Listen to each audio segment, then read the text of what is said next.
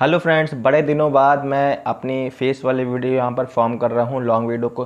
दोस्तों, एक important topic यहाँ पर माइंड में आया था कि मैं यहाँ पर आप लोगों से आसानी से डिस्कस कर सकूँ, ताकि यहाँ पर आप लोग भी समझ पाओ स्टॉक मार्केट की क्या इन द फ्यूचर, मतलब कि आने वाले 10 साल की क्या यहाँ पर आसानी से प्लानिंग आप लोग भी कर सकते हो अगर आप लोग स्टॉक मार्केट में इन्वेस्ट करने के लिए सोच रहे हो। तो मैं आज यहाँ पर 3-4 पॉइंट्स के बारे में बात करूँगा और मैं यहाँ पर रैंडमली 3-4 पॉइंट्स यहाँ पर अभी आपको यहाँ पर बताऊँगा, उसके बाद उस पर डिस्कस भी करूँगा। आप लोग हमको वहाँ पर कमेंट में भी बता देना कि क्या ये पॉइंट्स मैं जो आपको यहाँ पर बता रहा हूँ तो क्या इसके अकॉर्डिंग यहाँ पर मार्केट परफॉर्म कर सकता है या फिर नहीं।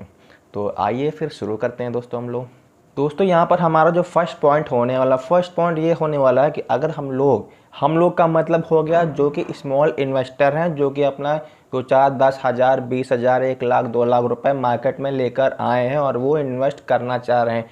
इन्वेस्ट में भी दोस्तों 3-4 पॉइंट्स आते हैं। इसका मतलब है कि हम अभी बड़े लेवल पे इन्वेस्टिंग की बात नहीं कर रहे हैं, मतलब कि मैं जो इन्वेस्टिंग की बात यहाँ पर आप लोगों के लिए लेकर आया हूँ, यहाँ पर स्मॉल इन्वेस्टर के लिए है जो अपना 2-4-5 लाख रुपए के अंदर से, मतलब कि 1-2 हज़ार से स्टार्ट वो करता है स्टॉक मार्केट में इन्वेस्ट करने के लिए। स्टॉक मार्केट का मतलब म्यूचुअल फंड ही नहीं हो गया। हम जो स्टॉक्स, अगर हम लोग किसी स्टॉक्स में भी इन्वेस्ट करना चाह रहे हैं तो वहाँ पर भी आसानी से हम लोग इन्वेस्ट कर सकें, और मैं स्मॉल इन्वेस्टर के लिए यहाँ पर बात कर रहा हूँ।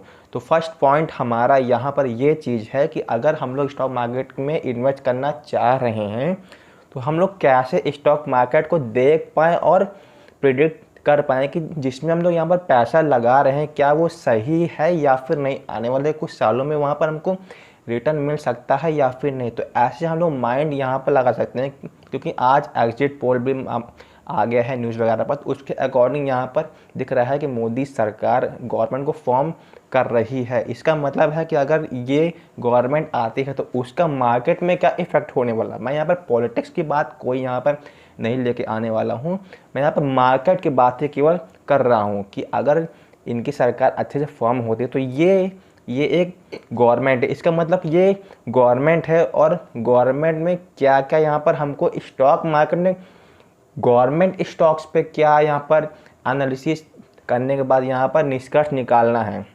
तो फर्स्ट पॉइंट में मेरा ये चीज़ निकल रहा है कि हम लोग जो कि गवर्नमेंट के स्टॉक्स होते हैं, गवर्नमेंट के स्टॉक अब आते हैं अलग अलग, जैसे कि गवर्नमेंट्स के बैंक्स हो गए, बहुत सारे स्टॉक। मैं स्टॉक्स का यहाँ पर नाम वगैरह नहीं लेने वाला कुछ, मैं केवल एक मार्केट, एक सेक्टर को यहाँ पर एनालाइज कर रहा हूँ। तो मेरे अकॉर्डिंग जो हमारा फर्स्ट पॉइंट है, मेरे अकॉर्डिंग हम लोग गवर्नमेंट की जो पॉलिसीज़ हैं, योजनाएं हैं, उसके हिसाब से हम लोग अगर देखें तो गवर्नमेंट, ये जो मोदी गवर्नमेंट यहाँ पर आ रही है या फिर प्रेस में, तो यहाँ पर लोन के लिए लोगों को उद्यमी लोन और बहुत सारे लोन वगैरह, बहुत सारे लोगों को वो मतलब कि उत्साह भी लोगों में आ रहा है। और इस योजनाएं के अंडर में गवर्नमेंट बैंक अगर लोन देती है लोगों को अपना बिजनेस स्टार्टअप करने के लिए या फिर अपने जो हाउसिंग लोन और भी जो कि इनके जो योजनाएं हैं, मुझको नहीं पता इसके बारे में, तो उसके अकॉर्डिंग यहाँ पर जो गवर्नमेंट बैंक्स है उन पर हम लोग फोकस कर सकते हैं। मैं ये नहीं बता रहा हूँ कि आप लोग जाकर गवर्नमेंट बैंक को ले लीजिए, मगर गवर्नमेंट बैंक्स को हम लोग यहाँ पर फोकस कर सकते हैं कि आने वाले 10 सालों में अगर हम लोग इसमें पैसे वगैरह लगाने के लिए सोच सकते हैं तो हम लोगों को यहाँ पर अच्छा खासा रिटर्न मिल सकता है। तो फर्स्ट पॉइंट हमारा ये है कि हम अगर गवर्नमेंट की बात यहाँ पर कर रहे हैं तो अगर यहाँ पर एग्जिट पोल के अकॉर्डिंग गवर्नमेंट आ रही है, हम लोग गवर्नमेंट बैंक के स्टॉक्स को, बिकॉज मोदी गवर्नमेंट उद्यम स्टार्टअप में ज़्यादा बिलीव कर रही है और लोगों को उत्साह कर रही है, इसके अकॉर्डिंग मार्केट बैंक से लोन लेंगे तो बैंक की इनकम जनरेट होगी, इसका मतलब वो ग्रो होगा। समझे, फर्स्ट पॉइंट हमारा यही था। तो आप लोग हमको इस फर्स्ट पॉइंट में क्या यहाँ पर निष्कर्ष निकल रहा है, आप लोग हमको कमेंट में भी आसानी से बता भी सकते हो। तो ये हमारा था दोस्तों फर्स्ट पॉइंट।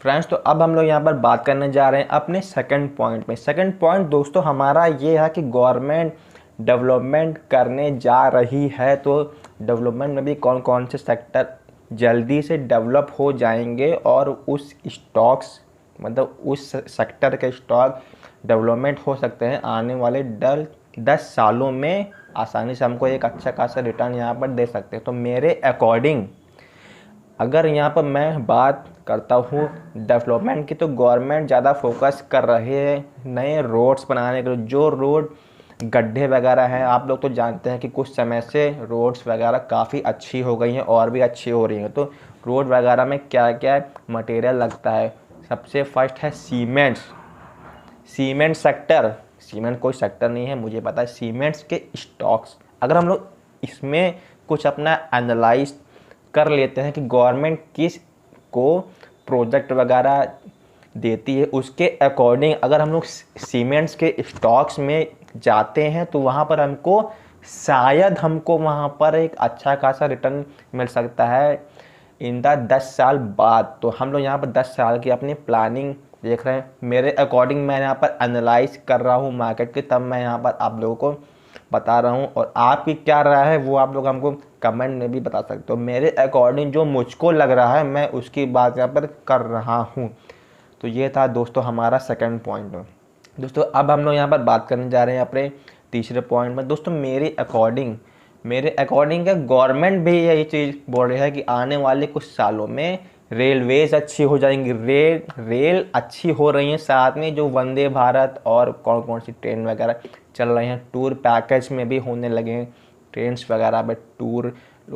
जो कि ये रेलवेज जो होती हैं वो अपना पूरा यात्रा, पूरा धाम और क्या क्या करवाती हैं। लोग उस पर भी बहुत ज़्यादा अब जा रहे हैं। इसका मतलब है कि हम लोग रेलवेज़ में, मैं मानता हूँ कि रेलवेज़ के स्टॉक्स वगैरह बहुत ही पीक एक हाई पर हो गए। मगर आप लोग अगर समझिए, अगर अच्छे से आपको अपने एनालाइज के अकॉर्डिंग, मतलब कि मेरे एनालाइज के अकॉर्डिंग अगर यहाँ पर मुझको यहाँ पर फॉर्म करता हुआ दिख रहा है कि आने वाले कुछ सालों में रेलवेज में भी हम लोग बहुत ही ज़्यादा डेवलपमेंट देखने वाले हैं। बिकॉज इंडियन रेलवेज से हर कोई आदमी यहाँ वहाँ जाता है, तो आने वाले कुछ सालों में इसमें भी हमको ग्रोथ देखने को मिल सकता है। तो ये था हमारा थर्ड पॉइंट्स।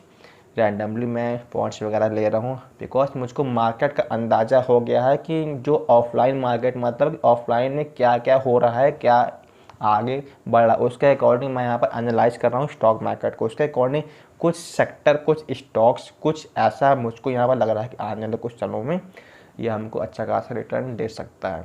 ये था हमारा तीसरा पॉइंट। अब हमारा फोर्थ पॉइंट हमारा है टूर में कौन कौन से स्टॉक्स आते हैं ये मैं आपको नहीं बताने वाला। आप लोग जाइए टूर में क्या होता है। अगर आप लोग कहीं बाहर वगैरह भी जाते हो तो आप लोग वहाँ पे करते क्या हो, उसमें कौन कौन से स्टॉक्स हैं। अगर आप लोग जा रहे हो बाई रोड जा रहे हो या फिर बाई रेल जा रहे हो, तो बाई रेल जा रहे हो तो रेलवेज़ का फ़ायदा होगा, बाई रोड जा रहे हो तो रोड्स का फ़ायदा होगा। इसके अकॉर्डिंग आप लोग यहाँ पर अगर देखें तो आप लोग जाके होटल्स वगैरह पर रुकते हो तो होटल्स के भी कुछ स्टॉक्स हैं। तो बहुत सारे वो है ट्रिप वगैरह जो लोग करवाते हैं, टूर पैकेज वगैरह, तो बहुत सारे मार्केट में स्टॉक्स अवेलेबल हैं। जाकर उनको भी रिसर्च करिए। उसके अकॉर्डिंग अगर यहाँ पर देखा जाए कि आने वाले 10 सालों में क्या यहाँ पर इंडिया में टूरिज़्म फॉर्म और भी ज़्यादा होगा, तो मेरे अकॉर्डिंग होगा। आपका अकॉर्डिंग है क्या, आप लोग हमको कमेंट में भी आसानी से बता भी सकते हो। तो ये था हमारा फोर्थ पॉइंट।